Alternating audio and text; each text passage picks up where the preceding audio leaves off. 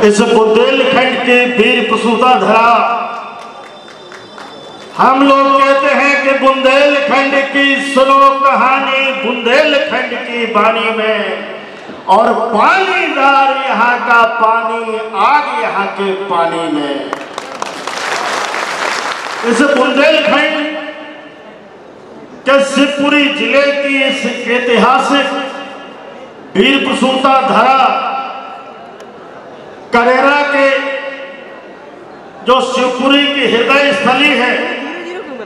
बहुत सारे जिले के तमाम आमूल-चूल परिवर्तन इस करेरा से हुए हैं। ऐसी महान भूमि को मैं प्रणाम करता हूं। और आज इस ऐतिहासिक धरती पर ऐसे व्यक्तित्व के धनी कि जिन्होंने उत्तर भारत से लेकर दक्षिण भारत और कश्मीर से लेकर कन्याकुमारी तक पूरे हिंदुस्तान में एक समाज में, जिस समाज में इस समाज का नाम जिसके नाम से गर्व से ऊंचा होता है, और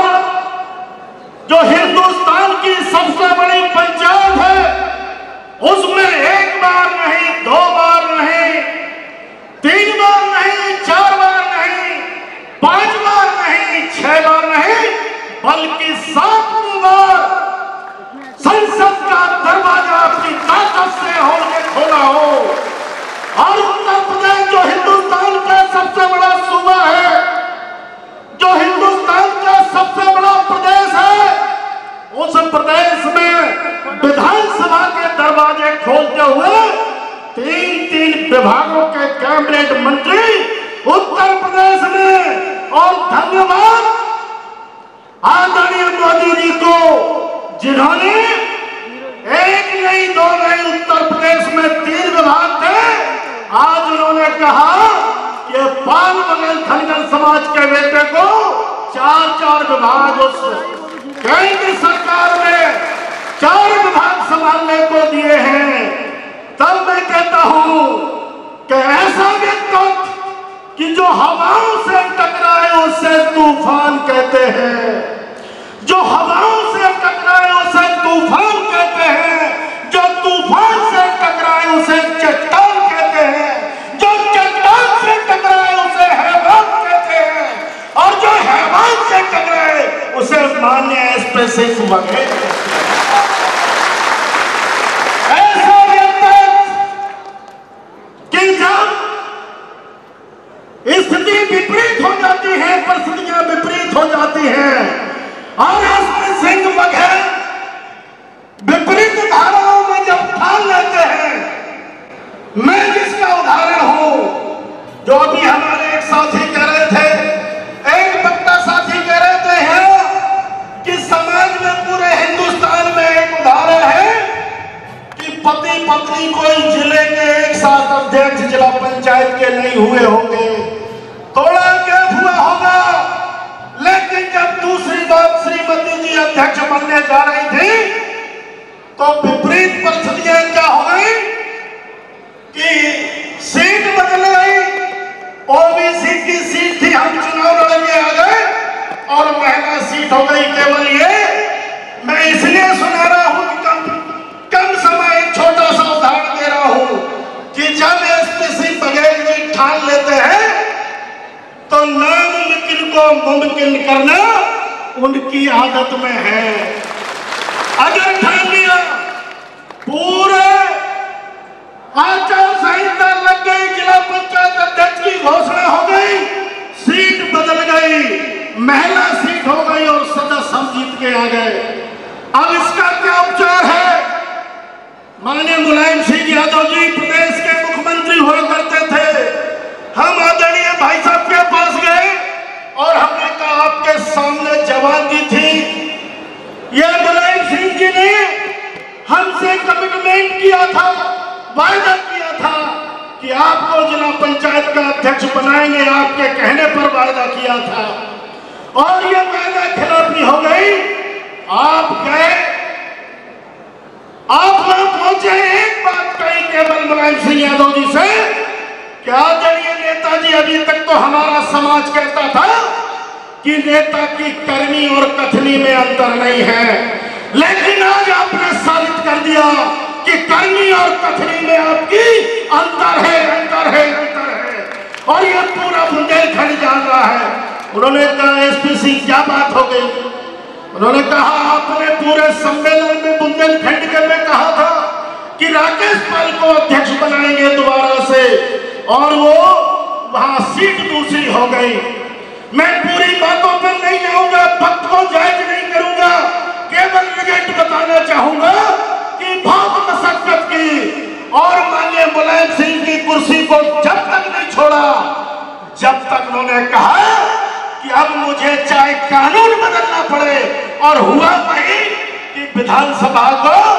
22 सर्कुलेशन ला करके उत्तर प्रदेश के कानून को बदलना पड़ा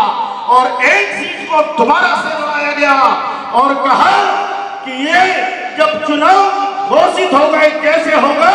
उन्होंने उत्तर प्रदेश क्षेत्र पंचायत जिला पंचायत अधिनियम 1961 की 29 की चा धारा में एक सर्कुलेशन ला के नियम बनाया कि कोई जिला पंचायत का सदस्य जिसने शपथ न ली हो और वो इस्तीफा देता है तो उसका मुख्य चुनाव आयुक्त को, जो प्रदेश का मुख्य चुनाव आयुक्त है, उसको अधिकार होगा कि गुण दोष के आधार पर उसके इस्तीफा को स्वीकार करे। वो इस्तीफा स्वीकार हुआ, दोबारा से चुनाव हुआ, दोबारा से नोटिफिकेशन जारी हुआ और श्रीमती जी को चुनाव लड़ाया गया, मेरा इस्तीफा लिया गया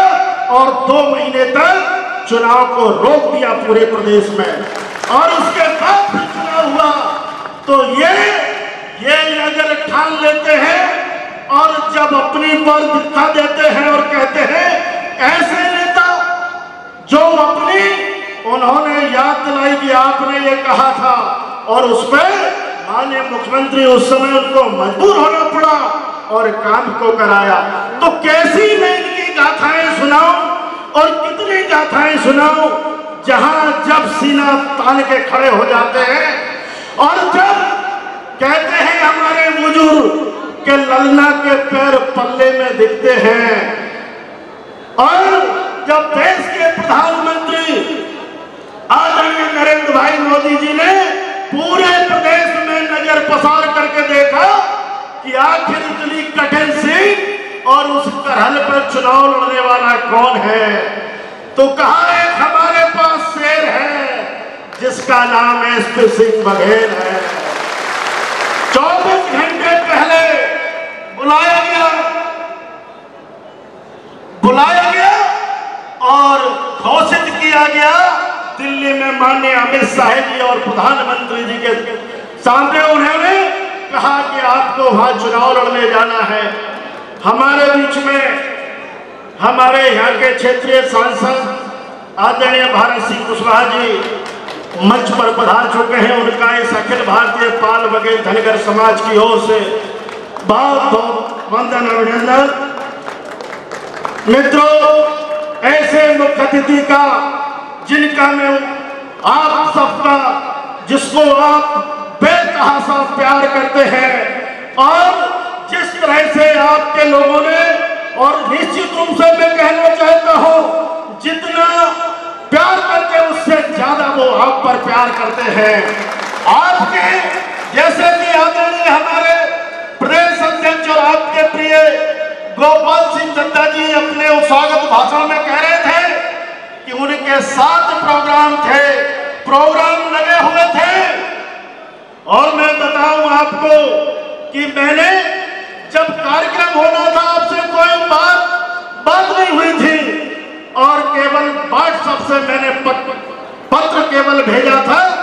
और उसके पहले प्रोग्राम लग चुके थे। लेकिन आपका ये प्यार, आपका ये स्नेह, आपका आशीर्वाद देख करके अपने क्षेत्र के, संसदीय क्षेत्र के जो 8-10 दिन पहले प्रोग्राम लग गए थे, उन प्रोग्रामों को छोड़ करके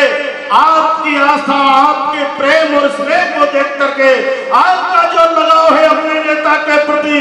आपका जो स्नेह है, और आप निश्चित रूप से एक हुंकार पर, उनकी आप यहाँ मरने मिटने के लिए तैयार हैं। इसको देखते हुए उन्होंने कहा कि मैं अगर बुंदेलखंड की धरती में जब भी गया, चाहे पिछोर में सभा की हो, चाहे भिंड में सभा की हो, चाहे डबरा में सभा की हो, एक एक दिन एक हेलीकॉप्टर से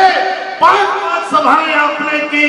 लेकिन धन्यवाद देना चाहता हूं मैं इस बुंदेलखंड की अपने पाल समाज के सुजातीय बंधुओं को कि जिस विधानसभा में हमारा नेता जिस विधानसभा में पहुंचा और आपने उस विधानसभा का आकार बढ़ा दिया, अपने नेता का सम्मान किया, इसके लिए मैं आपका हाथ जोड़ करके वंदन अभिनंदन करता हूं। आपका हार्दिक आभार व्यक्त करता हूं कि आज आपने एक तारीख को 3 दिन पहले 4 दिन पहले कार्यक्रम लिया और आप सबने जिस तरह से इसने प्रेम दिखा करके आपने आज 4-5 दिन के प्रोग्राम में आप इतनी संख्या में उपस्थित होकर के आप यहाँ उपस्थित हुए, इसलिए मैं खास तौर से मैं हमेशा कहता हूँ कि मंच पर हमारे जो अतिथि हैं सम्मानित अतिथिगण, लेकिन मैं कहता हूँ मंच के जो नीचे हमारे जो बैठे हैं हमारे बुजुर्ग, हमारे महानुभाव बैठे हैं, बुजुर्ग हैं, मुझसे बड़े बुजुर्ग हैं, उनका मैं हाथ जोड़ के वंदन करता हूँ। मैं कहता हूँ ये जमीन पर बैठे असली जमींदार हैं और मंच पर बैठे तो चौकीदार हैं। असली ताकत इन जमींदारों की है जिनकी वजह से मंच सुशोभित होता है, ये मंच सुशोभित होता है। ऐसे में अपने सभी जमींदारों को प्रणाम करता हूँ, वंदन करता हूँ।